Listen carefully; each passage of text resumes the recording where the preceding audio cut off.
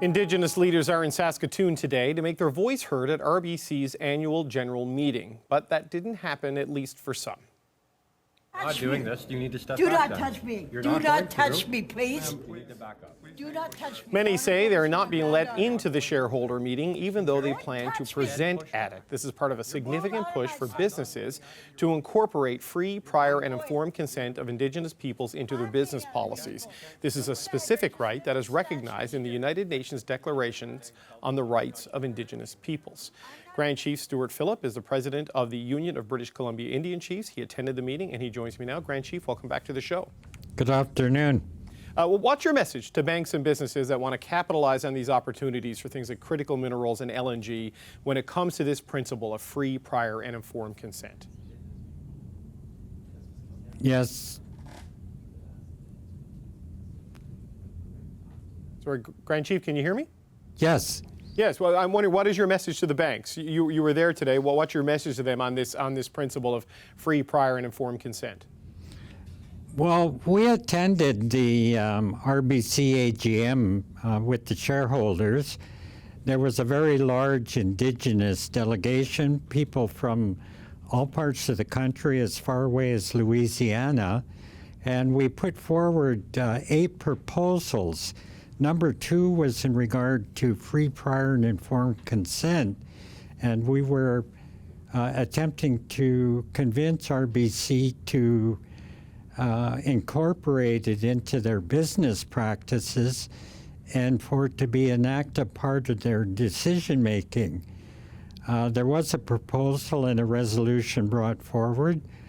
We did gain 28% support for that particular proposal, which represents $25 billion in shareholder interest.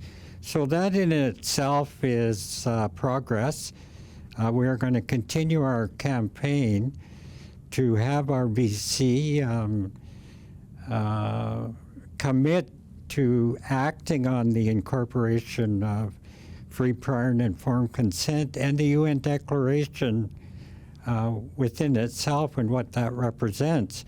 Unfortunately, RBC had a heavy presence of security, rather large men in suits, and they immediately divided us up.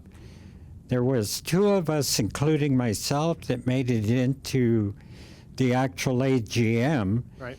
and the other few dozen were herded off into a room without any audio or anything of that nature. So that was a bit of a disappointment as well as a lost opportunity on the part of RBC to look towards relationship building with Indigenous peoples. I wonder if I could just interject there. I want to get your reaction to what happened there. But for the people watching at home, why RBC? Why are you targeting them specifically on this, to bring this issue to their shareholders meeting and banks more broadly? Why was RBC the focus today?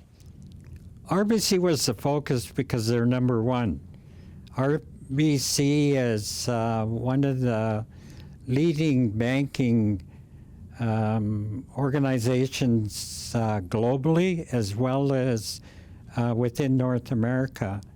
And it only makes sense for us to look toward the RBC to be the first to incorporate free, prior, and informed consent into their active banking business and thereby influence other banking interests to do the same. So what would that look like, sir, if they incorporated that into their practices? Realistically, how would that change what the bank does and how it functions? Well, the short answer is that decision-making wouldn't simply be based on corporate profit. It would also be based on environmental concerns and interests, climate change, for example, and the catastrophic impacts. All of those things would have to be taken into consideration when decisions are made about large-scale oil and gas projects and the destructive impacts of fracking, for example, and other destructive practices. It wouldn't just be a bottom line decision. Right. So you like them to not finance or financially support projects and ventures that didn't already have free, prior, and informed consent? Is that sort of the end goal here? Yes. Yeah, yes, okay. yes. So you want them to factor that in. So if a company wants to develop something like an LNG plant or a critical mineral mine, you want the banks to make that a condition of a financing conversation, essentially. Well, as well as environmental interests and concerns. So the fact that not everybody could get in, and they were brought by security to a room where they couldn't hear and see what was going on. You got 28%, I think it was, you said, of the vote in support, but what message does that exclusion send to you about how open RBC in particular is to having this conversation? Well, I think RBC is incredibly paranoid. Again, going back to the number of security people they had there, and I think they assumed there was going to be some type of disruption or something along those lines, which of course never happened. It's disappointing. It gives expression to the racist notions of RBC when it comes to Indigenous peoples. So it was RBC today. Do you go back at RBC again next? Do you target another bank next? What's next in your efforts to get this principle adopted? It's a campaign. We do both. We continue with our efforts with RBC as well as other major banks until free, prior, and informed consent becomes institutionalized in the banking and investment community.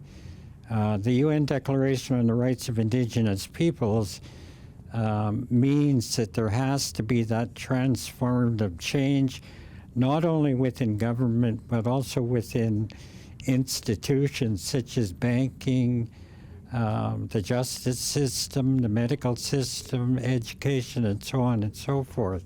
It's a very, very long journey we have in front of us, but we are going to continue. The world will only work if Indigenous peoples and our values and our laws are combined with other laws that simply seek the bottom line profit. Well, thank you very much, sir. Grand Chief Stuart Phillip, thank you so much for joining me tonight. Thank you.